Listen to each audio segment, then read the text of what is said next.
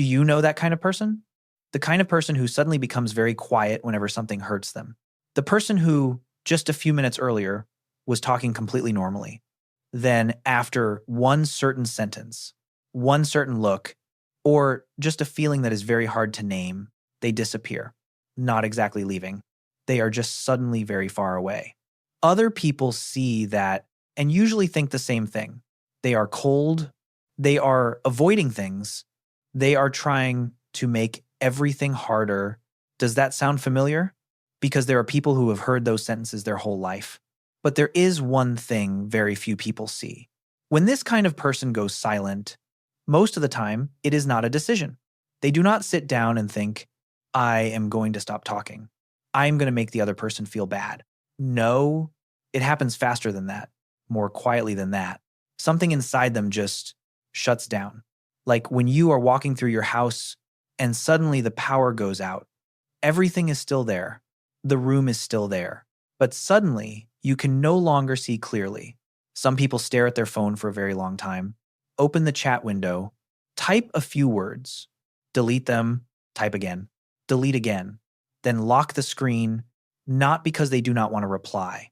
It sounds a little strange, but there are people who would rather be misunderstood as cold than have to explain how much they are hurting. Some people stand in front of the mirror and imagine what they would say if someone asked, "Are you okay?" But the frightening thing is, even they do not know the answer. Some people want to say so many things. They want to say their chest just sank. They want to say something just hurt them very deeply. They want to say they are not okay, very not okay. But when they open their mouth, nothing appears. If anything is wrong, maybe it is that they are feeling too much. It hurts to hear. Because from the outside, it looks like distance. But from the inside, it feels like being trapped.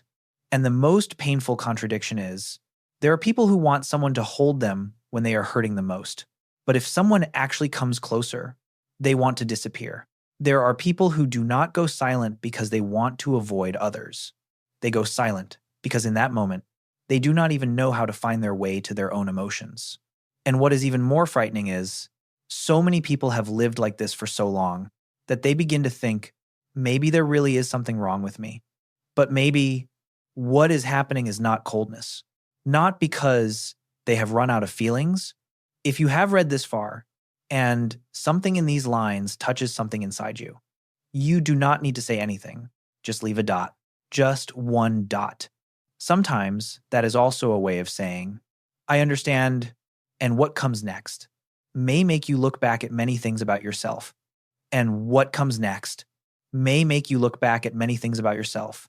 Because when people like this get hurt, the first thing that disappears is sometimes not emotion. It is words. It sounds a little strange. Some people are in a lot of pain. They really want to speak. They really want to explain.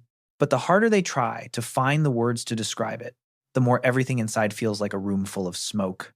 You know, something is there. You can feel it there, but you cannot see it clearly. There are people standing in front of someone they care about deeply, trying to name what is happening inside them. Sad does not feel quite right. Angry does not either.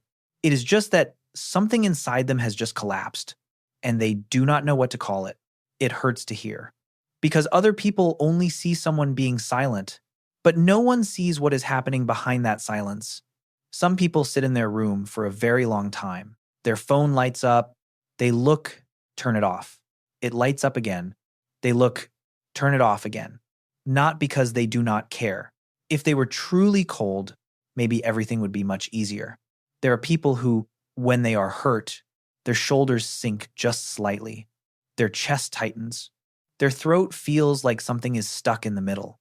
It sounds a little strange, but there are people who want to cry and then find themselves just sitting there for hours, unable to cry, unable to speak, not knowing what to do next. And the most painful irony is, other people often look at that moment and think, they are not reacting at all. They must be fine. No. There are people who look very still, only because everything happening inside them is too big. And maybe the hardest thing to understand is, sometimes even they do not understand what is happening to them. Because sometimes, before they even have the chance to understand how much they are hurting, Their body has already pulled them into stillness. And often, it begins from very old moments, when speaking their pain out loud once made them hurt even more. And often, it begins from very old moments, when speaking their pain out loud once made them hurt even more. Because no one is born this way. No one comes into the world thinking, I should keep everything inside. Children do not do that. Children cry when they are hurt. They cry very loudly. When they are sad, they say they are sad. When they feel wounded, they burst into tears. They do not sit there calculating, will my feelings bother someone? But then somewhere along the way, everything begins to change. Someone cries and hears, stop being so sensitive. Someone tries to explain that they are sad and gets cut off. You're making such a big deal out of nothing. Someone gathers all their courage to talk about something that hurt them, then sees the person in front of them starting to lose focus, looking down at their phone or sighing very quietly. And suddenly, they do not want to talk anymore. The strange thing is, those moments are not always big. Sometimes they are very small.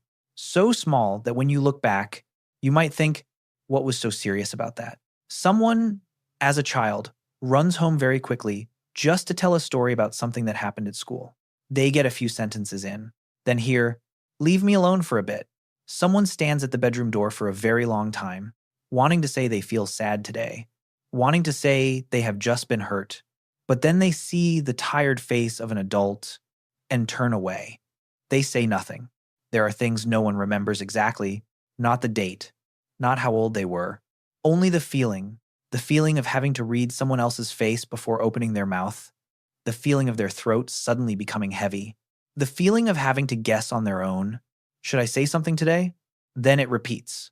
Not too big, not too intense, it just repeats long enough for a person to begin learning something, that their feelings are slightly inconvenient, that their pain makes other people tired. Then at some point, they begin to feel ashamed, just because they are sad. Some people grow up, but that reflex still stays with them. Whenever something sad happens, the first thing that appears in their mind is not, what am I feeling? But if I say this out loud, am I bothering someone? There are people who want someone to ask if they are okay. But if someone actually asks, they answer, I'm fine. And then as they grow older, they begin to realize the thing that once kept them safe is also the thing that makes them hardest for anyone to reach. And then, as they grow older, they begin to realize the thing that once kept them safe is also the thing that makes them hardest for anyone to reach. But there is something else very few people see. Many people think those who go silent when they are hurt are avoiding the conversation, running away, pushing others away. It sounds reasonable until you stand where they are standing. What many people do not realize is some people understand very clearly the version of themselves that appears when they are in pain. They know that when emotions are still too new, too hot, too chaotic, what comes out of their mouth is sometimes not what they truly want to say. Some people pick up their phone, type very quickly, read it again, delete it, lock the screen. 10 minutes later, open it again, then stare at the message for a very long time. They do not send it. The uncomfortable thing is they do not delete it because they have nothing left to say. They delete it because they are afraid that what they are about to say will stay longer than the pain they are feeling right now. Some people know that feeling very well, wanting to run towards someone, wanting to be held, wanting to say, I am really tired today. But right then, another thought appears. What if I become too much? What if I make them tired? And then they go silent. Some people go silent, not because they no longer care, but because they still care too much. If they truly did not care, they would have said anything that appeared in their mind. The truth is a little uncomfortable. There are people who only dare to disappear when they are hurt, because they are afraid that if they stay even a little longer, the other person will see the worst version of them. And the irony is, the very thing they do to protect the relationship often becomes the thing that hurts the other person. The other person begins to think, maybe they do not need me. Maybe they do not want to talk anymore. While on this side, someone is sitting very still, watching their phone screen light up and then go dark. Just sitting there, for a very long time, not knowing whether to move closer or disappear a little more. And maybe what they need most is not someone pulling them out of their silence, but someone patient enough to sit beside them until they step out on their own. And maybe what they need most is not someone forcing them to speak immediately, but someone patient enough to stay. It sounds simple, but for people like this, that may be one of the hardest things to believe. Because there are people who have lived for too long with the feeling that if they are too sad, if they need others too much, if they become too much of a burden, then sooner or later, other people will get tired, then leave. So they learn to make everything smaller, less sad, less talking, less needing other people. Some people miss someone terribly, but stare at their phone screen for a very long time, then lock it again. Some people open the chat window in the middle of the night, write something very long, read it again, delete everything. The next morning, they pretend nothing ever happened the night before. The strange thing is, they do it so many times that little by little, they begin to believe it too. Believe that they really do not need anyone at all. But there are people who miss someone so much their chest hurts and still tell themselves, I'm fine. There are people who look very strong only because there is no one left for them to lean on. Maybe for many years now, they have been looking at themselves as a problem that needs to be fixed, when maybe they are just someone who has been tired for far too long. Healing sometimes does not begin with big things. Maybe it begins with something very small. One time not pretending to be fine. One time not disappearing the moment they start to feel pain. One time letting someone sit beside them a little longer before they leave on their own. And maybe that is what many people have never realized.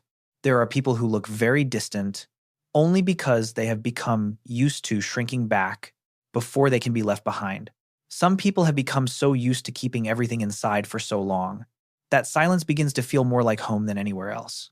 Then something strange happens. They begin to think, maybe I was always this kind of person. Maybe I do not need anyone. Maybe I am fine alone. But sometimes that is not peace. It is just a person who has become too used to going through everything alone.